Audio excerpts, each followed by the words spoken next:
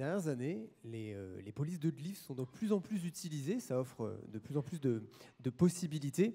Mais est-ce que c'est vraiment efficient? Pour y répondre, on accueille François-Xavier Lair. Et pour bien l'accueillir, je vais demander un petit coup de main. Assassin de la police. Merci, on l'applaudit s'il vous plaît. Ah, ok. Avec l'écran, ça serait mieux. Hop là, voilà, super. Alors désolé, je suis pas rappeur ni DJ. Je suis là pour vous parler de police, mais pas de police qu'on a envie voilà, les polices d'icônes. Bref, comme le thème c'est le cinéma, on va commencer comme au cinéma par les réclames.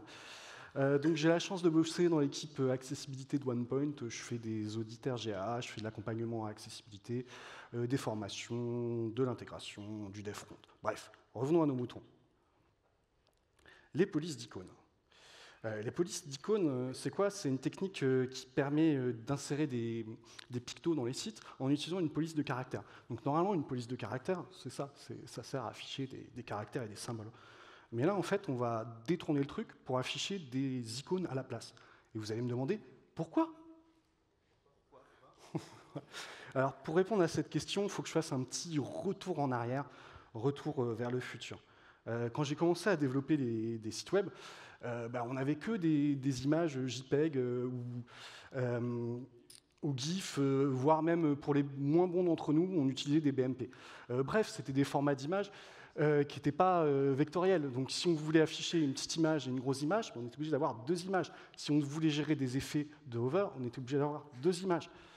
Le pire, c'était même si on devait gérer de la transparence. On n'avait pas encore de PNG. Il y avait les PNG, mais IE ne supportait pas, donc on ne pouvait pas les utiliser pleinement. Donc on utilisait des GIFs et on était obligé de faire des détourages. Donc là, typiquement, c'était un détourage noir pour utiliser l'icône sur un fond noir. Donc si je voulais utiliser la même icône sur un fond blanc, j'étais obligé de refaire une image avec un fond blanc, sur un feu vert, etc., etc.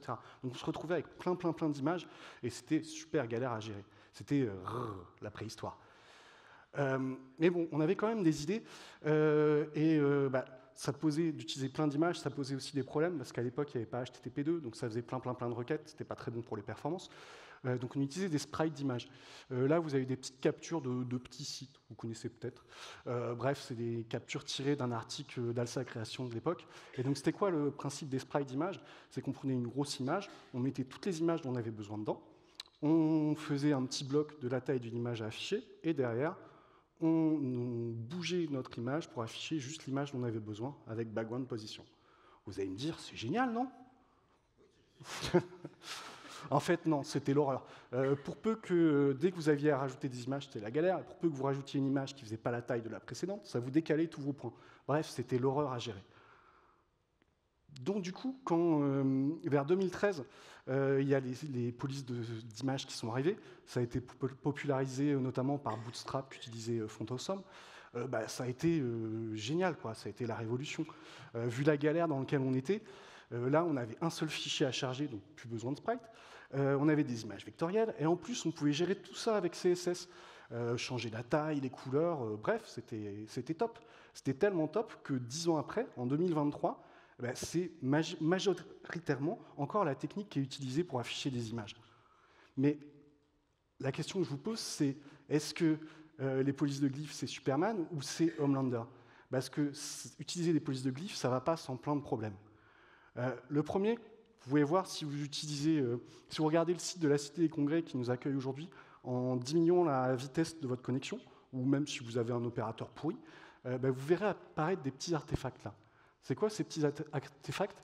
En fait, c'est le navigateur qui, en attendant d'avoir votre police de glyphes, va utiliser une police de glyphes par défaut. Sauf que dans la police de glyphes par défaut, vos pictos, ils n'existent pas. Donc ils vous font une petite icône pourrie à la place. Bon, ça, vous me direz, ça peut être réglé en mettant un fond de display block. Ça bloque le rendu de la police tant que la vraie police n'est pas arrivée. Autre problème avec les polices d'icônes, c'est que c'est du texte. Et donc, du texte, c'est du texte, donc ça respecte toutes les propriétés CSS liées au texte, telles que font size, letter spacing, lineate. Et tout ça, ça va compliquer l'intégration des icônes dans votre page, et surtout, ça va être moins consistant en fonction des différentes configurations. Autre problème plus grave, ça pose des problèmes d'accessibilité, surtout si on se contente d'intégrer les polices d'icônes par défaut, en fait. Alors, premièrement, les glyphes peuvent être prononcés par les lecteurs d'écran. Dans certaines configurations, là, cette petite clé, elle va être lue par les lecteurs d'écran. Et ça, par exemple, le F165, je l'ai pris vraiment par hasard, la signification Unicode, c'est lettres minuscules, grec oméga, esprit rude et accent aigu. Ça fait un peu nom d'indien. Bref, ou des fois, il va juste dire imprononçable. Autre souci, c'est par défaut, on propose d'utiliser une balise I. Alors, pour rappel, I, ça ne veut pas dire icône. I, c'est l'élément HTML, ça représente un morceau de texte qui se différencie du texte principal. Donc, en faisant ça, vous faites un détournement d'une balise sémantique, et ça peut être sanctionné par le RGA si vous tombez sur un auditeur pointilleux. Spoiler, je suis un auditeur pointilleux. Alors ça, c'est pareil, ça peut se régler, il y a des petits fixes. Il suffit de rajouter un aria hidden égale true, ça va cacher le picto au lecteur d'écran. Je parle là d'image de décoration. Qu'est-ce que c'est une image de décoration ou une icône de décoration? C'est une image qui ne porte pas d'information. Là, je n'ai pas besoin de dire petite feuille, une offre neutre en CO2, ou balance, une offre équilibrée. Ce n'est pas nécessaire. Par contre, si je reprends le même menu et que je retire les labels, là, il n'y a plus que l'icône qui porte l'information. Donc j'ai besoin de donner cette information aux utilisateurs de lecteurs d'écran, par exemple. Donc ça se fait facilement. Il suffit d'utiliser une classe Visually Hidden, ça c'est celle de Bootstrap tout simplement. Elle va cacher le texte sur l'affichage normal, mais elle va le restituer aux technologies d'assistance. Autre souci, Google il a voulu bien faire, il s'est dit tiens, je vais utiliser des ligatures plutôt que d'utiliser un pseudo-élément, je vais mettre un texte plein dans le code qui va être lu, et voilà, génial. Sauf qu'en fait, non. Alors déjà, parce que, comme j'ai dit précédemment, en général, les images, c'est pour la déco, donc on n'a pas besoin de donner une alternative. Mais en plus, là, ça décrit l'image, pas son symbole. Là, sur ce lien-là, je ne veux pas dire star ou étoile, je veux dire favori. Alors, en plus, si vous êtes sur de l'internationalisation, tout ça, ça va être cassé parce qu'il faudra faire une police par langue. Bref, faites pas ça, quoi, ou utilisez un aria hidden. Autre problème, encore plus grave, c'est le poids. En fait, moi, j'ai eu l'idée de ce talk sur un projet il n'y a pas longtemps, où on commençait le site from scratch, et on avait une dizaine d'icônes matériel Google à insérer, et donc l'autre développeur, je ne sais pas, embêté, il avait intégré les Google Fonts sur le site. Normal, on se dit, Google, ils sont forts, ça va être bien. Sauf qu'en fait, quand on regarde par défaut matériel, quand il est inséré, il utilise une fonte variable, et la fonte variable, elle fait 2,9 mégas. Donc pour afficher mon petit picto là, qui fait 1 kg, je vais télécharger 2,9 mégas de données. Alors avec Fontosum, c'est un petit peu mieux, la police fait que 150 kg, mais on ne sait pas pourquoi, elle nous télécharge toute une tartine de CSS en plus, et on arrive à 186 kg. Le pire, c'est qu'il y a un mode SVG. Donc on se dit, cool, le mode SVG, ça va être beaucoup plus propre. Sauf qu'en fait, ce n'est pas un vrai mode SVG. Qu'est-ce qu'il fait, Fontosum? Il va télécharger un espèce de gros script de 500K qui va lui servir à réinjecter du SVG dans son code. Donc, première conclusion, ne vous fiez jamais aux dépendances. Quand vous installez une dépendance, regardez toujours qu'est-ce qu'elle fait, quelles ressources elle charge et qu'est-ce qu'elle fait dans votre code. Deuxième conclusion, je pense que vous sentez venir la fiche du film. Le plus gros problème avec les polices d'icônes, c'est qu'on est dans la surconsommation.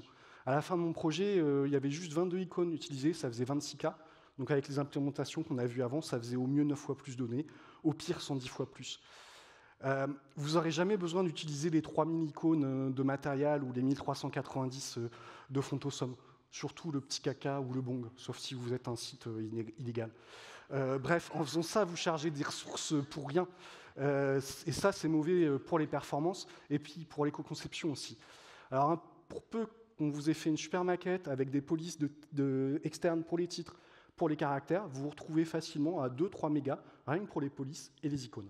Juste pour rappel, il n'y a pas longtemps, la taille recommandée maximum pour une page, c'était 300K. Et là, on arrive vite à 3 mégas. Alors, certains vont me dire, oui, mais on peut gérer manuellement ces polices de glyphes. Effectivement, on peut faire ça avec Icomoon. C'est génial, on choisit que les icônes dont on a besoin. Donc, on vous allez dire, yes! Et en fait, alors ça marche sur un périmètre restreint qui ne bouge jamais. Je ne sais pas si vous faites beaucoup de projets sur des périmètres restreints qui ne bougent jamais, mais en fait, dans la vraie vie, en fait, on a plutôt des gros sites qui évoluent, donc on a besoin de rajouter des icônes, qu'on rajoute à la fonte, qui grossit, ça invalide le cache à chaque fois. À la fin, on ne sait plus les icônes qui sont utilisées ou pas. Pour peu qu'il y en a un qui s'amuse à modifier les points de code et les correspondances entre les points de code et les caractères, c'est du vécu. On se retrouve à tout modifier dans les CSS. Bref, c'est Shining, quoi. Donc, sur un périmètre restreint, ça marche, mais sinon, c'est l'horreur. Voilà, donc en gros, entre les problèmes de style, d'accessibilité, de poids et d'éco-conception, les polices d'icônes, ça m'a mis la haine. Donc, est-ce que vous êtes d'accord? C'est parti, ensemble, on bip la police. Donc, en fait, pourquoi on utilisait les polices d'icônes? C'était pour avoir du format vectoriel. Mais à présent, en fait, SVG, ça permet de faire ça bien plus proprement. On ne le faisait pas jusqu'à présent, toujours à cause des vieux parcs de version d'IE, mais maintenant, c'est du passé. Donc SVG, le retour de Superman, spoiler, oui. Alors, comment on fait ça? Il y a plusieurs façons d'insérer les icônes SVG. On peut faire ça tout simplement avec une balise image. On appelle le SVG, Zoom, c'est réglé. C'est bien, mais c'est limité à que certains cas. Typiquement, pour afficher un logo, ça marche très bien. Les limitations, c'est qu'on ne va pas pouvoir changer la couleur de l'icône. Donc là, mon petit pouce, il est noir, et de cette façon-là, je ne peux pas le changer. Deuxième façon, c'est d'insérer le code SVG dans votre code. Et là, du coup, vous pourrez gérer les couleurs grâce à l'attribut fil. Donc là, je lui dis de passer en rouge, c'est génial. Alors, n'oubliez pas l'area hidden égale true et le focusable égale false pour éviter que le SVG prenne le focus. Donc vous pouvez gérer la couleur, vous pouvez même gérer plusieurs couleurs, ce que vous ne pouviez pas faire avec les polices de glyphes. Donc là, typiquement, vous pouvez faire une belle icône de bière blonde. C'est bientôt l'apéro, je sais que vous avez tous soif. Mais ce qui est encore plus fort, c'est que vous pouvez utiliser des classes pour gérer ça. Donc si vous n'aimez pas les blondes, que vous préférez les stouts ou les neipa, vous avez juste à bouger vos classes, quoi. Cheers. Voilà, et encore plus fort, on peut utiliser Current Color. Donc Current Color, qu'est-ce qu'il fait? Avec Current Color, qu'on utilise ça dans la classe, le SVG, il va hériter de la classe du parent.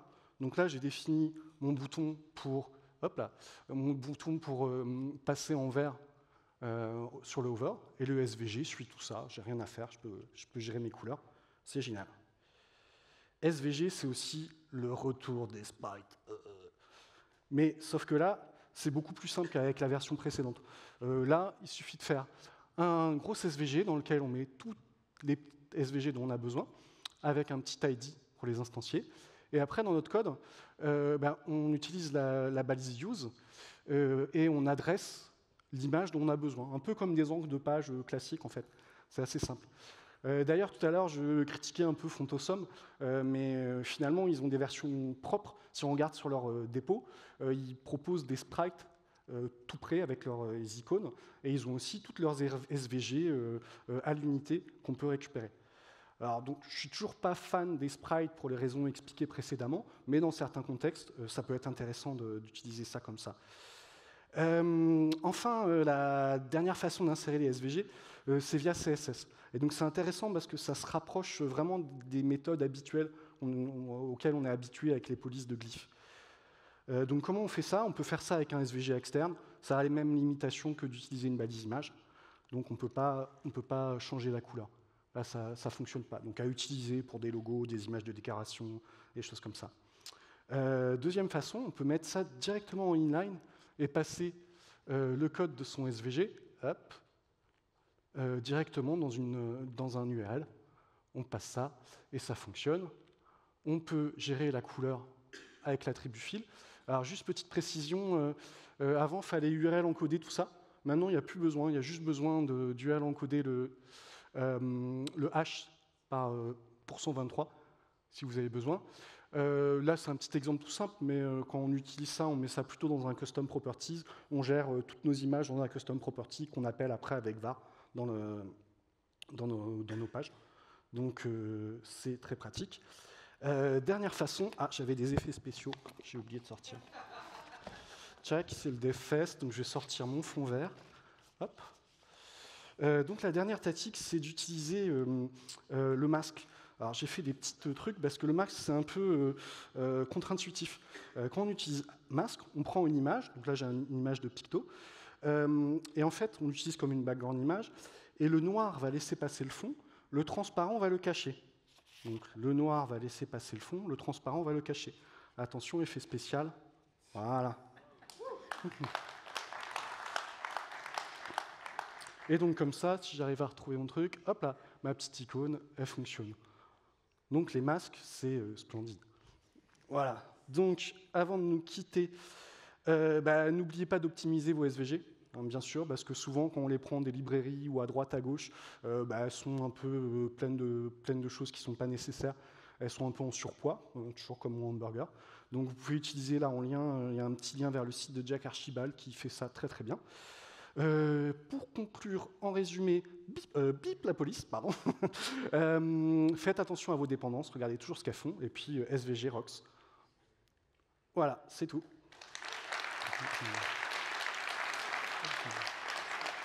Thank you.